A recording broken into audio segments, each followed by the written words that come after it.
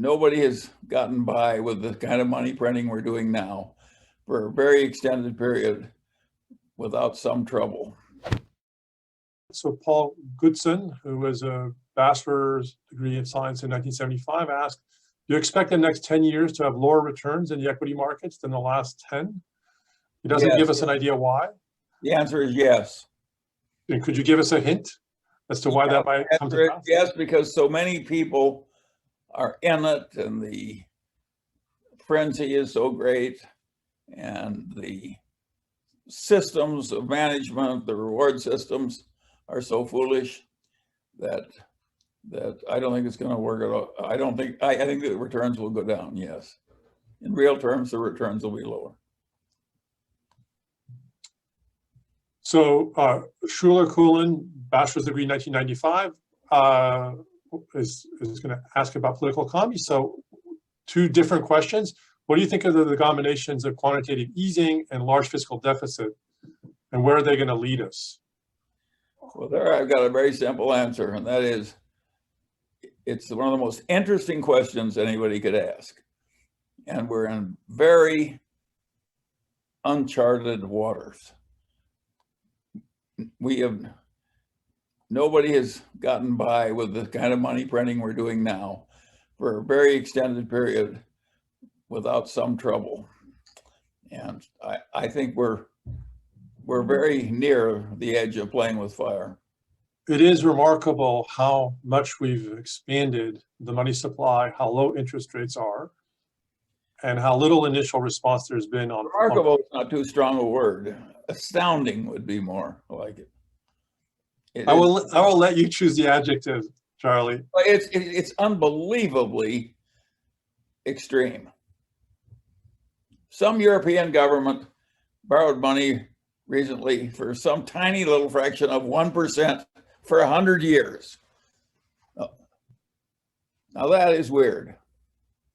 So what kind of a lunatic would loan money to a European government for 100 years at less than 1%?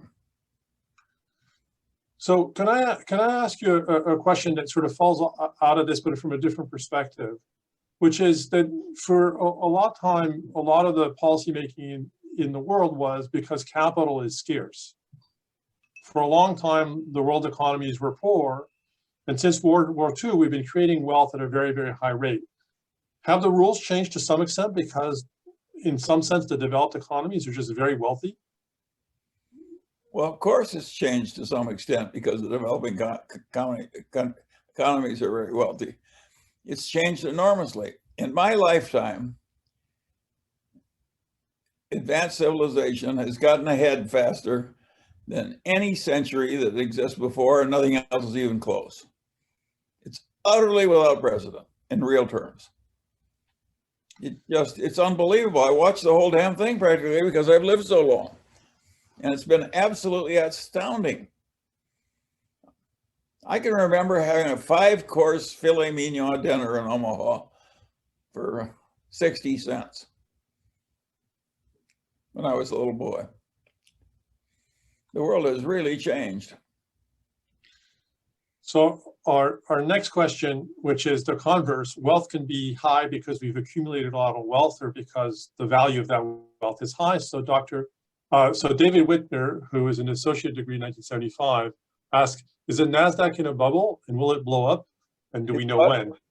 Is the NASDAQ in a bubble? Well, nobody knows when bubbles are going to blow up. But just because it's NASDAQ doesn't mean it'll have another run like this one very quickly again.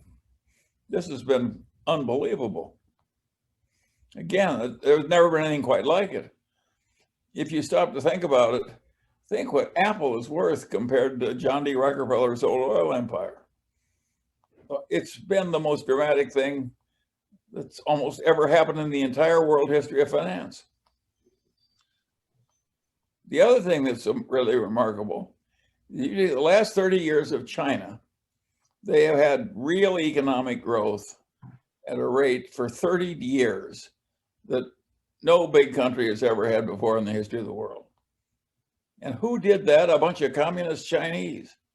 Now that is really remarkable. So if you're studying finance, you got a lot of strange things to account for. So Bob Riesenthal, who has a PhD 1979 from aeronautical engineering, asked, so how would you rate investing in China with the current political tensions? Or you invested in China through the ownership of American companies that do business in China? Well, of course I'm invested partly in American companies that do business in China, including Coca-Cola. But I'm also invested very significantly in China through the management of Li Lu, whom the Munger family backed heavily when he formed a little private equity firm to invest in China. And he has had a very successful record, and that's made me follow very closely the leading companies in China. And of course, I've had very successful experience there. And I think it's likely to continue. The Chinese story is the damnedest thing that, it's the damnedest thing that ever happened to a big country in terms of economics. No other big country ever got ahead this fast for that long.